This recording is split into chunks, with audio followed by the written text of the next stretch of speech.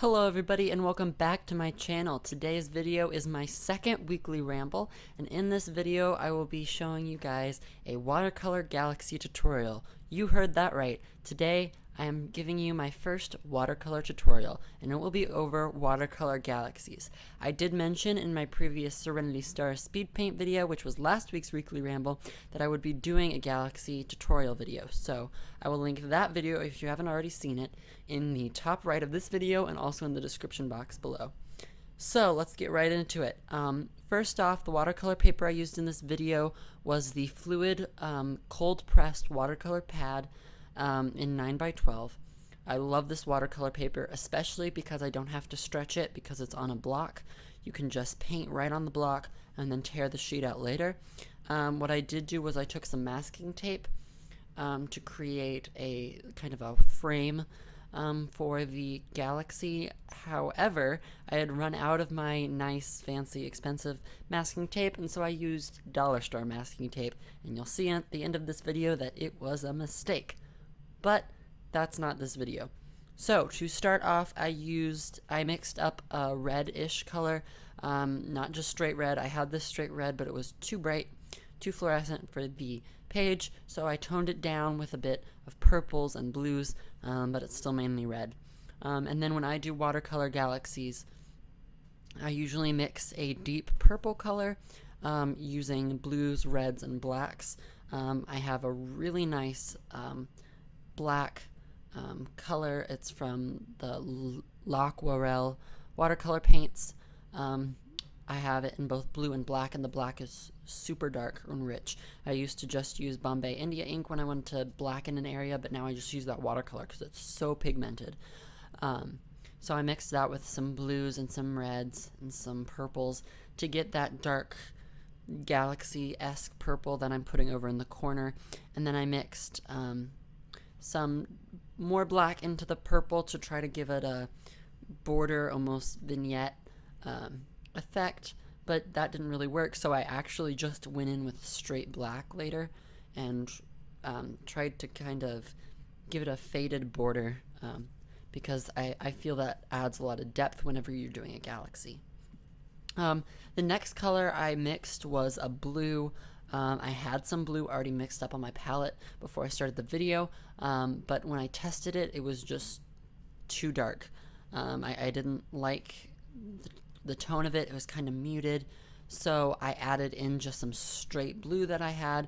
It's Qor phthalo blue color that I just straight mixed in, and it's a really nice color. I really like the effect it gives. And I also have another Graham Watercolor, but it has more of a purpley undertone to it, so I mixed those two together to give kind of a darker saturated blue color, and then I went in with that purple again. A very important tip when you're doing a galaxy watercolor is to use a lot, and I mean a lot, of water when you're putting it on the page. Just saturate that page in water, because you're gonna want the piece to be wet almost the entire time you're painting, because you really want that galaxy mixing effect. You don't see sharp lines or anything, so you need that paint to be wet, so lots of water whenever you're doing a watercolor galaxy. And when you saw previously in the video when I did that red pile, I just kept going in and filling it in with water because I want it to be a puddle of color. And then in the bottom, I mixed some more darker reds and some purples into that red mixture that I already created, because I wanted to add in some color at the bottom, but I didn't want it to be the same red I used in the left corner. When I'm doing galaxy watercolors, I almost always use blue and red as the colors in the galaxy. However, you don't have to do that. You can use yellows and greens. I have tried to use yellows and greens in the past. One, I don't have any that are fluorescent enough in my watercolor palette to make it look good, and also I find it's easier to create a more realistic looking one with reds and blues because I feel that they mix with the purple and black of space more. So here I have the whole piece colored, but I still feel it's lacking depth. It just looks like some sections of color. So I go in with that red again, really try to mix the red with the purple, And then I mix in some darker purples with some more black to give that border effect, and then I eventually go in with just straight black watercolor paint in the corners and the edges. One thing that I noticed happened in this piece was the red in the top left really had a sharp line, so I had to build up a lot of water around the edges of it so it would blend with the purple.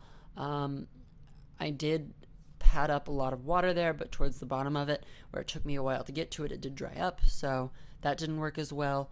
I also noticed there was a lot of pigment fanning in the blue.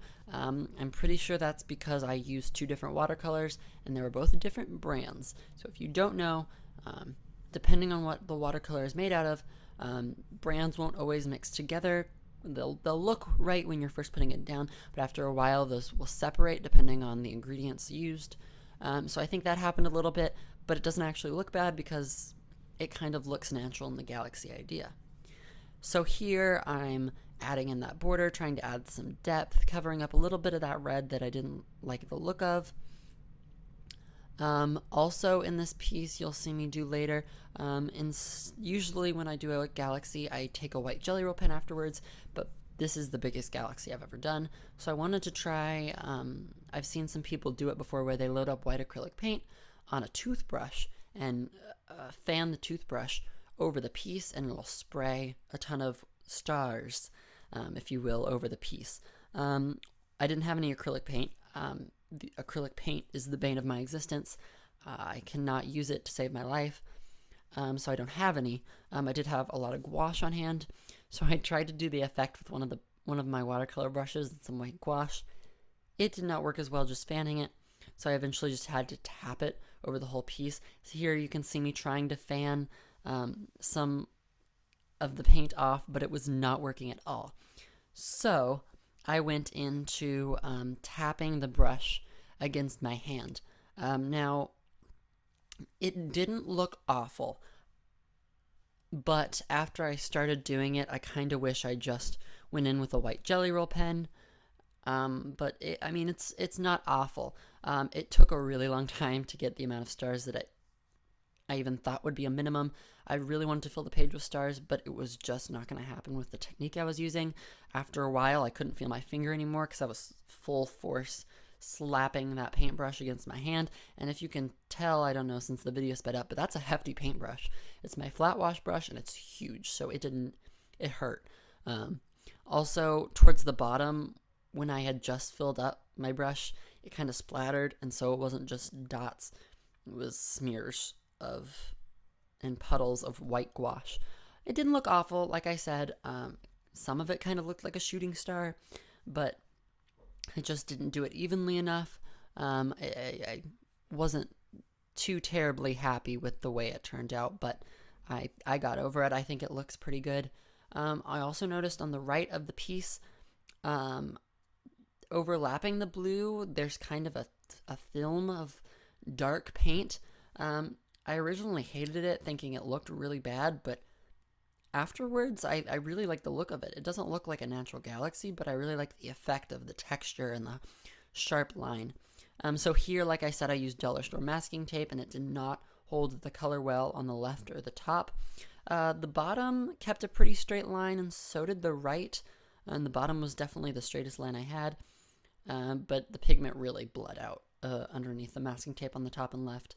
But that's my watercolor galaxy. I hope you enjoyed the video. I hope you learned something. Go try out your own watercolor galaxy. Once again, leave a like and subscribe if you're new to my channel. And don't forget to put any comments in the comment section below because I'm always looking for new video ideas. Bye.